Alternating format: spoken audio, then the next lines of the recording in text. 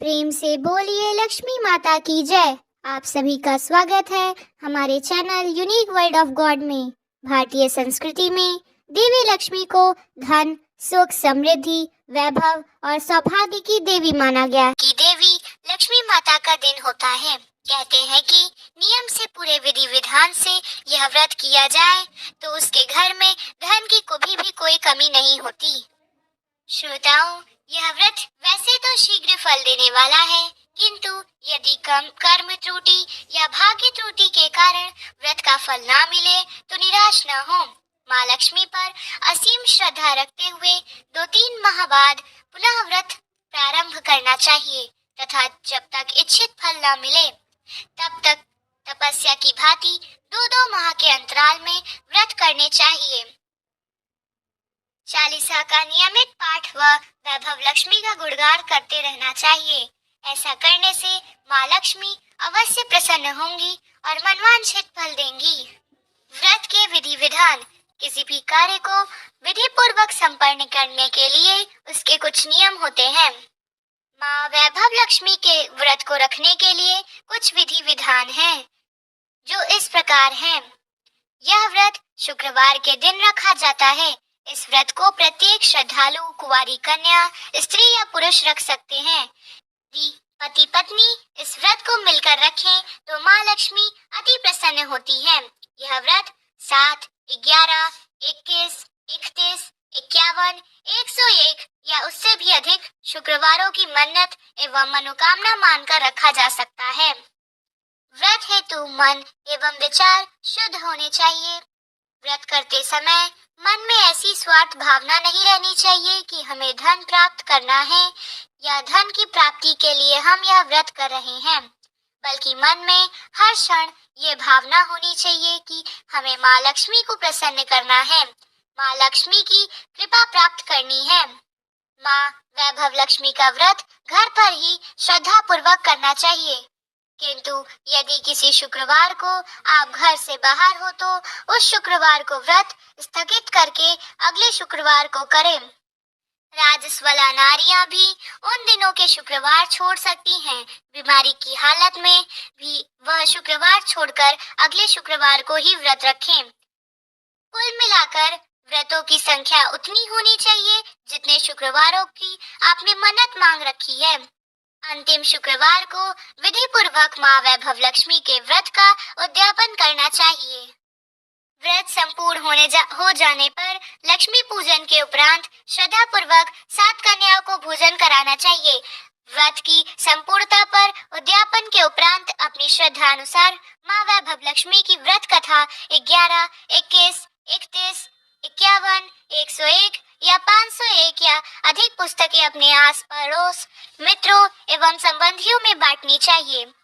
शुक्रवार से व्रत रखने प्रारंभ करें। उस शुक्रवार को सुबह सूर्योदय से पूर्व उठकर नित्य क्रियाओं से निवृत्त होकर पश्चात स्नान आदि कर स्वच्छ वस्त्र धारण करें, तब व्रत की तैयारी प्रारंभ करें। इस बीच कार्य करते समय निरंतर जय माँ वैभव लक्ष्मी का जाप करते रहें। व्रत कथा प्रारंभ करने से पूर्व एक चौकी पर चावल की एक छोटी सी ढेरी बनाकर उस पर पानी से भरा तांबे का कलश स्थापित करें। उस पर कटोरी रखनी चाहिए। उसी कटोरी में सोने चांदी की कोई भी वस्तु या चांदी का रुपया रखना चाहिए। शुद्ध घी का दीपक तथा अगरबत्ती जलाएं। तत्पश्चात माँ के सभी स्वरूपों व श्रीनियंत्र को श्रद्धा पूर्वक प्रणाम करना चाहिए। से व्रत करने वाले प्राणी से माँ वैभव लक्ष्मी अति प्रसन्न होती हैं। भक्त की सभी मनोकामनाओं को अति शीघ्र पूर्ण करती है। व्रत कथा प्रारंभ करने से पूर्व प्रसाद के रूप में कोई भी मीठी वस्तु, खीर, गुड़, शक्कर आदि या नैवेद्य बनाकर रख लेना चाहिए। पूजा अर्चना करने से पूर्व माँ वैभव लक्ष्मी का स्तवन व स्तुति करनी चाहिए। सामग्री: रोली, मौली, धूप, अगरबत्ती, ऋतुफल, पान, पुष्प, पुष्पमाला, धूप, दही, शहद, घी, मेहंदी, सिंदूर, गुड़, बताशे, श्वेत वस्त्र, रक्त वस्त्र, हल्दी, चावल, पंचमेवा, लौंग, इलायची, श्रीफल, दीपक, रुई, पंचपल्लव, सुपारी, समीधा, हवन सामग्री, लोटा, कटोरी, चम्मच। श्रोताओं, आइए अब हम माता लक्ष्मी जी की कथा सुनते हैं। लाखों की जनसंख्या को अपने में समेटे कुशीनगर एक महानगर था। जैसे कि अन्य महानगरों की जीवनचर्या होती है, वैसे ही कुछ यहाँ भी था। यानी बुराई अधिक, अच्छाई कम, पाप अधिक, पुण्य कम। इसी कुशीनगर में हरिवंश नामक एक सद्गृहस्थ अपनी पत्नी दामिनी के साथ सुख संपन्न जीवन गुजार रहा था। दोनों ही बड़े नेक व संतोषी स्वभाव के थे। धार्मिक कार्यों अनुष्ठानों में उनकी अपार श्रद्धा थी। दुनियादारी से उनका कोई विशेष लेना देना नहीं था। अपने ही में मग्न गृहस्थी की गाड़ी खींचे चले जा रहे थे दोनों। किसी ने ठीक ही कहा है, संकट और अतिथि के आने के लिए कोई समय निर्धारित नहीं होता। कुछ ऐसा ही हुआ। दामिनी के साथ जब उसका पति हरिवंश न जाने कैसे बुरे लोगों की संगत में फंस गया और घर गृहस्थी से उसका मन उचट गया। देर रात शराब पीकर घर आना और गाली गलौज तथा मारपीट करना उसका नित्य का नियम बन सा गया था। जुए, सट्टे, रेस तथा वैश्यागमन जैसे बुरे कर्म भी कुसंगति की बदौलत उसके पल्ले पड़ रहे थे। धन कमाने की तीव्र लालसा ने हरिवंश की बुद्धि हर ली और उसको अच्छे बुरे का भी ज्ञान न रहा। घर में जो कुछ भी था सब उसके दुर्व्यसनों की भेंट चढ़ गया। जो लोग पहले उसका सम्मान करते थे अब उसे देखते ही देखते रास्ता बदलने लगते। भुखमरी की हालत में भिखमंगों के समान उनकी स्थिति हो गई। लेकिन दामिनी बेहद संयमी और आस्थावान तथा संस्कारी स्त्री थी। ईश्वर पर उसे अटल विश्वास था। वह जानती थी कि यह सब कर्मों का फल है। दुख के बाद सुख तो एक दिन आना ही है। इस आस्था को मन में लिए वह ईश्वर भक्ति में लीन हो गई और प्रार्थना करती थी कि उसके दुख शीघ्र दूर हो जाए। समय का चक्र अपनी रफ्तार से चलता रहा। अचानक एक दिन दोपहर के समय द्वार पर हुई दस्तक की आवाज सुनकर दामिनी की तंद्रा भंग हुई। अतिथि सत्कार के भय मंत्र से उसकी अंतरात्मा कांप उठी, क्योंकि घर में अन्न का एक दाना भी नहीं था जो अतिथि की सेवा में अर्पित किया जा सकता। फिर भी संस्कारों की ऐसी प्रबलता थी कि उसका मन अतिथि सत्कार को उद्यत हो उठा। उसने उठकर द्वार खोला, देखा सामने एक दिव्य पुरुष खड़ा था। बड़े बड़े घुंघराले श्वेत केश, चेहरे को ढके हुए लहराती दाढ़ी, गेरुए वस्त्र का आवरण पहने उसके चेहरे से तेज टपका पड़ा रहा था। आंखों मानो अमृत विष सी लग रही थी। उस दिव्य पुरुष को देखकर दामिनी को अपार शांति का अनुभव हुआ और वह देखते ही समझ गई कि आगत वास्तव में कोई पहुंचा हुआ सिद्ध महात्मा है। उसके मन में अतिथि के प्रति गहन श्रद्धा के भाव में उमड़ पड़े और उसने सम्मान सहित घर के भीतर ले आई। दामिनी ने जब उसे फटे हुए आसन पर बैठाया तो वह लज्जा के मारे जमीन से गड़ गई। उधर वह संत पुरुष दामिनी की ओर एकटक निहारे जा रहा था। घर में जो कुछ भी बचा खुचा था दामिनी ने अतिथि के सेवा में अर्पित कर दिया, पर उसने इस पर कोई ध्यान नहीं दिया। वह तो बस दामिनी को यूं निहारे जा रहा था मानो उसे कुछ याद दिलाने की चेष्टा कर रहा हो। जब काफी देर तक दामिनी कुछ न बोली तो उसने कहा, बेटी मुझे पहचाना नहीं क्या? उसका यह प्रश्न सुनकर दामिनी जैसे सोते से जागी और अत्यंत सकुचाते हुए बोली मृदुल स्वर में, महाराज मेरी दृष्टता को क्षमा करें। जो आप जैसे दिव्य पुरुष को मैं पहचान कर भी नहीं पहचान पा रही हूँ। पारिवारिक कष्टों ने मुझे मेरी सोचने समझने की शक्ति छीन ली है, लेकिन यह निश्चित है कि संकट की इस घड़ी में मुझे आप जैसे साधु पुरुष का ही सहारा है। अभी जैसे दामिनी को कुछ याद हो आया, वह उस साधु के चरणों में गिरकर बोल उठी, अब मैं आपको पहचान गई हूँ महाराज। स्नेह रूपी अमृत की वर्षा करने वाले अपने शुभ चिंतक को कोई कैसे भूल सकता है भला। वास्तव में वह साधु मंदिर की राह के मध्य में बनी अपनी कुटिया के बाहर वट वृक्ष के नीचे बैठ साधना किया करता था और मंदिर आने जाने वाले सभी श्रद्धालु उसे प्रणाम करके स्वयं को कृतार्थ अनुभव करते थे। दामिनी भी उन्हीं में से एक थी। जब पिछले पिछले काफी दिनों से उसने उसे मंदिर की ओर आते जाते नहीं देखा, तो वह कुशल क्षेम जानने के लिए पूछताछ करते हुए उसके घर की ओर आ निकला था। दामिनी अभी भी अपनी सोचों में ही डूबी हुई थी कि साधु महाराज ने मौन भंग किया। क्या कारण है पुत्री? आजकल मंदिर आती जाती नहीं दिखाई पड़ती हो। तुझे जो भी कष्ट है मुझे बता, शायद मैं तेरी कुछ सहायता कर सकूं। व्यक्ति दुखों के बोझ तले तबाह हो तो ऐसे में सहानुभूति के दो शब्द ही काफी होते हैं। दामिनी भी खुद पर संयम नहीं रख पाई और बेखाक कर रोने लगी। तभी वह साधु वात्सल्य पूर्ण स्वर में बोला, मन छोटा करने से समस्या का हल नहीं होता है। सुख दुख तो एक गाड़ी के दो पहिए के समान है। इसका आना जाना तो जिंदगी भर ही लगा रहता है। अपना दुख किसी को बता देने से मन हल्का हो जाता है। कुछ देर चुप रहने के बाद दामिनी ने बोलना शुरू किया, महाराज, सर्व सुखों से मेरा घर भरपूर था। कर कर में खुशियां थी। पति भी नेक और ईमानदार थे। सादा जीवन उच्च विचार की आधारशिला पे टिकी थी हमारी गृहस्थी। रुपए पैसे की भी कोई कमी नहीं थी। सुबह शाम घर में ईश वंदना होती थी। लेकिन अचानक ना जाने किसकी नजर लग गई। हमारा भाग्य हमसे रूठ गया है। मेरे पति कुसंगति में फंसकर अपना सब कुछ गवा बैठे हैं। अब तो ऐसा लगता है कि साया ने भी साथ छोड़कर जाने को तैयार बैठा है। भिखारियों ने भी बदतर स्थिति हो गई है हमारी। दामिनी की करुण व्यथा सुनकर साधु का हृदय हाहाकार कर उठा। वह द्रवित स्वर में बोले, बेटी, कर्म का लिखा तो भोगना ही पड़ता है। तुम्हारे कष्टों का भी कर्मों से नाता है। लेकिन तुम चिंता न करो, सब कुछ पहले जैसा हो जाएगा।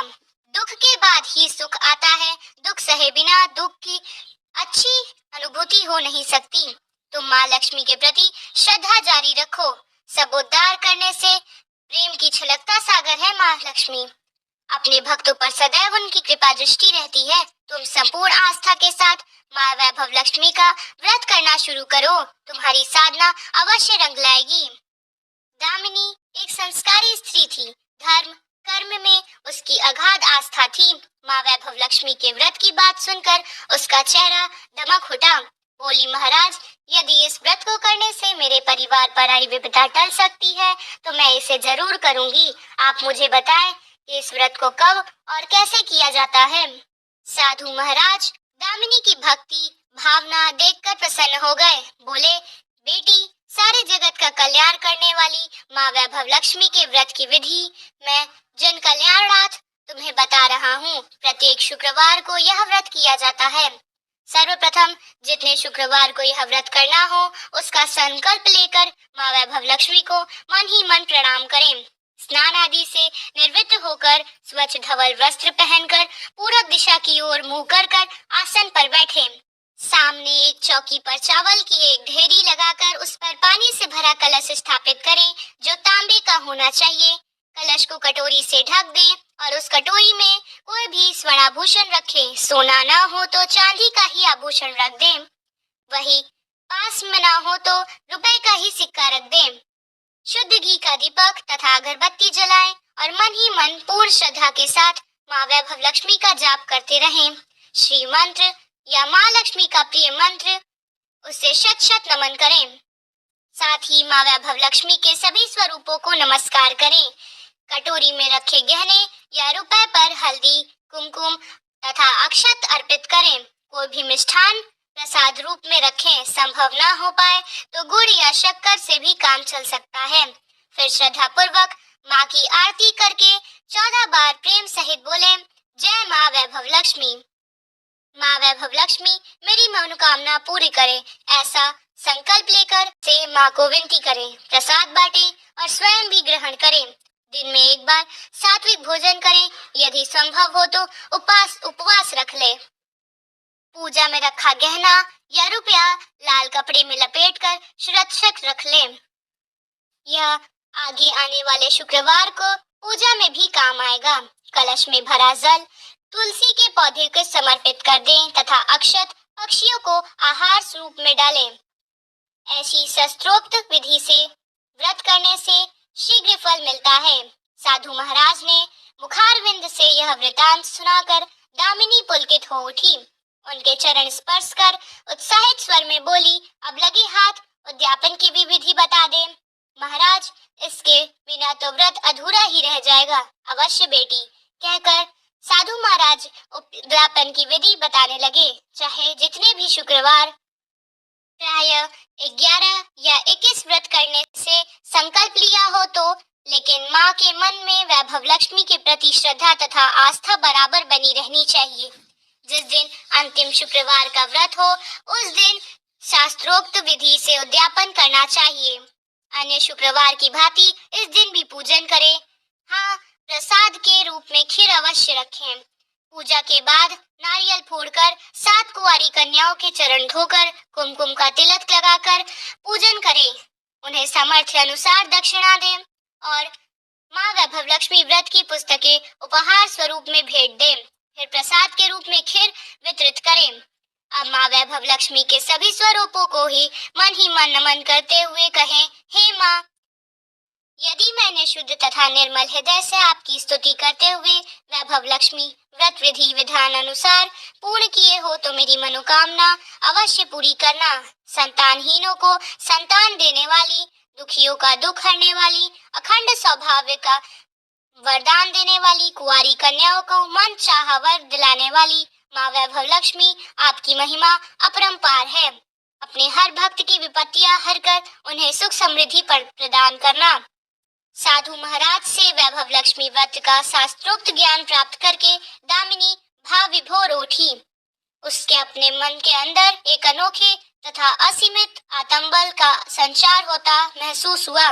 उसने भी माँ वैभव लक्ष्मी के 21 व्रत आते शुक्रवार से शुरू करने का संकल्प लेकर साधु महाराज को आदर सहित विदा किया और मन ही मन माँ वैभव लक्ष्मी का स्तुति गान करने लगी। 2 दिन बाद ही शुक्रवार आया। उससे पहले रात दुखों की मारी दामिनी ठीक से भी न सो सकी। माँ वैभव लक्ष्मी के व्रत करने की उसकी समस्याएं का अंत हो जाएगा, यह सोचकर वह मुख अंधेरे में ही बैठ उठी। स्नान आदि और स्वच्छ वस्त्र धारण किए। आसन पर पूर्व दिशा की ओर मुंह रखकर दामिनी ने अपने सम्मुख रखी चौकी पर चावल की छोटी सी ढेरी बनाकर उस पर तांबे का कलश रखा। लेकिन जब स्वर्णाभूषण रखने की बात आई तो धर्म संकट में पड़ गई। सारे गहने पति के दुर्व्यसनों की भेंट बढ़ चुके थे। विवाहिता स्त्री थी, सुमंगल सूत्र भी उतार कर नहीं रख सकती थी और कोई गहना था भी नहीं।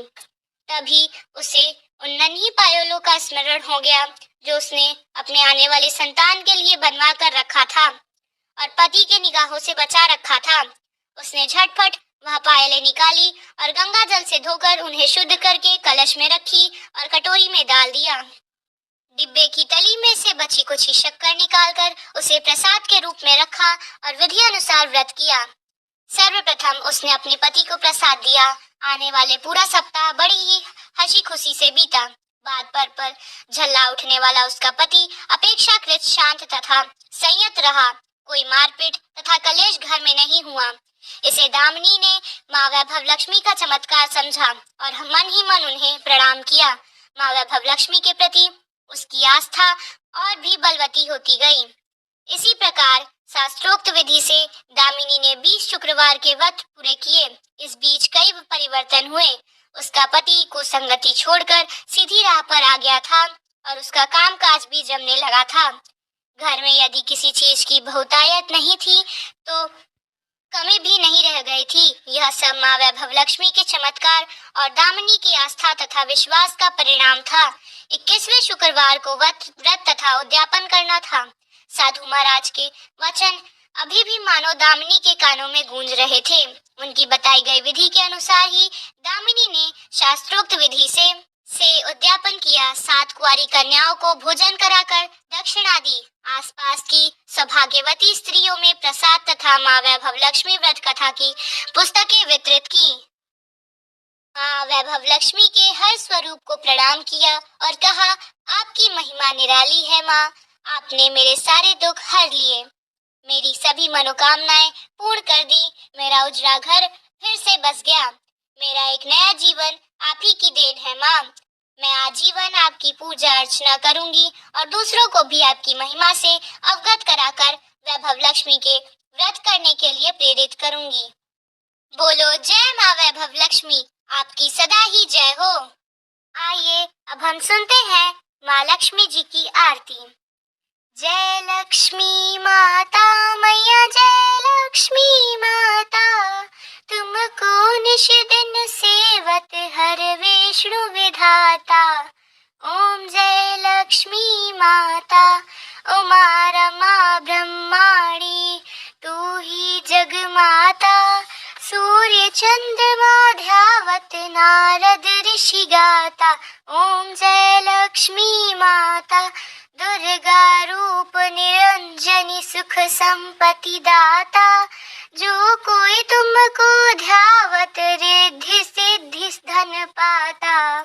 ओम जय लक्ष्मी माता तुम पाताल निवासिनी, तुम ही शुभ दाता। कर्म प्रभाव प्रकाशिनी भवनिधि की त्राता।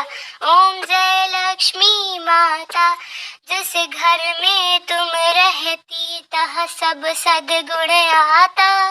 सब संभव हो जाता मन नहीं घबराता। ओम जय लक्ष्मी माता तुम बिन यज्ञ न होवे, वस्त्र न कोई पाता। खान पान का वैभव सब तुमसे आता। ओम जय लक्ष्मी माता शुभ गुण मंदिर सुंदर छिरोदती जाता। रत्न चतुर्दश तुम बिन कोई नहीं पाता। ओम जय लक्ष्मी माता महालक्ष्मी जी की आरती जो कोई नर गाता। और आनंद समाता पाप उतर जाता। ओम जय लक्ष्मी माता। इसी के साथ माँ लक्ष्मी जी की आरती समाप्त होती है। अगर आपको यह वीडियो पसंद आई हो तो चैनल को लाइक, सब्सक्राइब और बेल आइकन को प्रेस करिएगा, जिससे आपको यूनिक वर्ड ऑफ गॉड की सारी वीडियोस मिलेंगी। और कमेंट में जय लक्ष्मी माता जरूर लिखिएगा।